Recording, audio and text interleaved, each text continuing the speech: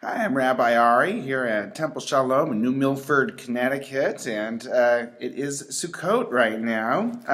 So I have here in my hands, I have a lulav and an etrog. A lulav is made up of three different parts. We have a palm frond.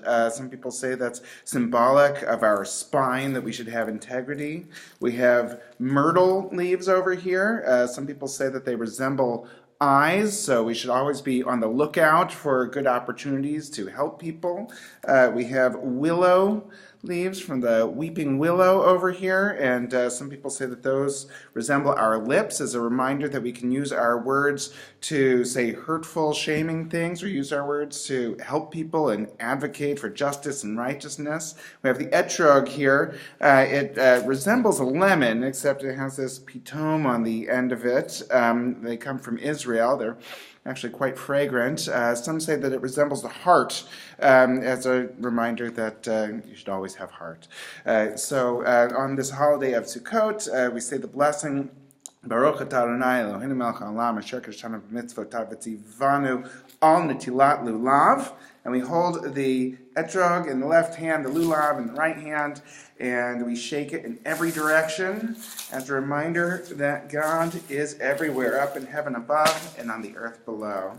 So wishing everyone a happy Sukkot and a Shabbat Shalom. We have yet again another jam-packed weekend coming up. So this evening we have services at 6:30 p.m. and then on Saturday we have Torah study at 9:30 a.m. followed by services at 10:30 a.m. We also have on Sunday night, we're going to be observing Simchat Torah. This is the one holiday that can appear at different times on different calendars, depending who you're following. But you have to take my word for it. More Jewish people observe Simchat Torah on Sunday night this year than anywhere else, because if you factor in most of the Jews in Israel will be observing it on Sunday night, and most of the Jews in America are Reform Jews.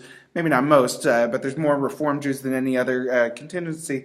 The reality is, by my calculations, more than half of the Jewish population are celebrating Simchat Torah this Sunday night, as we will, and we're going to have a special opportunity to unfurl the entire Torah throughout the sanctuary, and I'll place last year's bar mitzvah class next to their Torah portions that they recited so beautifully at their bar and bat mitzvahs, and then I'll place this year's students next to their Torah portions for the year to come. So that's always a very exciting time. We'll have Cantor Laura Bresnik with us, and we'll have some Israeli dancing as well. Should be a ton of fun.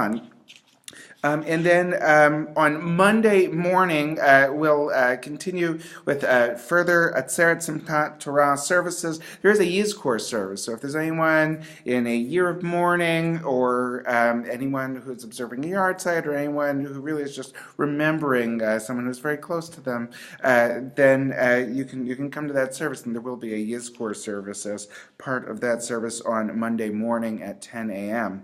And then Monday night, actually, while we're on the subject of Monday, there is an opportunity to participate. The New Milford Refugee Relocation Committee, or group, I should say, is an interfaith ecumenical colloquium, if you will, a consortium perhaps, I'm not sure, but it's between three churches and Temple Shalom, and there are a number of refugees that are welcomed into the United States every year, and one of those refugee families is going to be coming right here to New Milford, Connecticut, and we're working with the churches in the area to make sure that we welcome that family as best as possible. So if you're someone who feels it within your heart to be part of this program to help welcome this family, you think you might be able to volunteer some time and some energy, I'd strongly encourage you to come to this meeting on Monday night, October 24th, 7 p.m. at St. John's Church, 7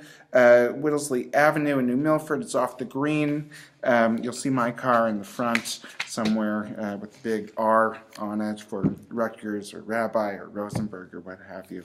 But we really do hope to have a positive turnout at that event Monday night, October 24th.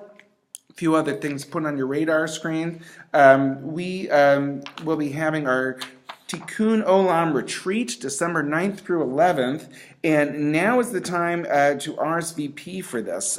So we're really looking forward to people to RSVP to our retreat. We had I don't know, a ton of people came last year. It's fantastic. This year I'll be up in the beautiful Berkshires at a lovely bed and breakfast. And if this is something that's interesting to you, please come participate in it because it comes heavily subsidized by the congregation. We're really not asking for a lot of money. We just want people to participate in this wonderful program that we've been building upon every year in a positive trajectory. I'll also mention that starting in November, I'll be back to my Learning with the Rabbi classes on Thursday nights at 7 p.m. In the month of November and December, I'll be teaching a class, Talmud for Beginners. So whether you've never studied Talmud before, whether you cannot read Hebrew, doesn't matter. If you're interested in finding out what the Talmud has to say, come to this class. I'll be teaching it. It's going to be a lot of fun.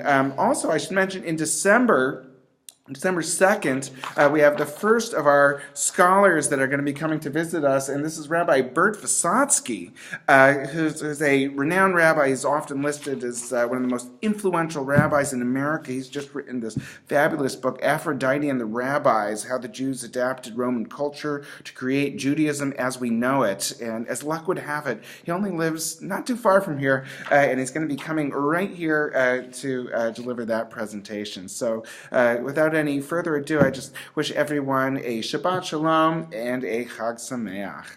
Take care.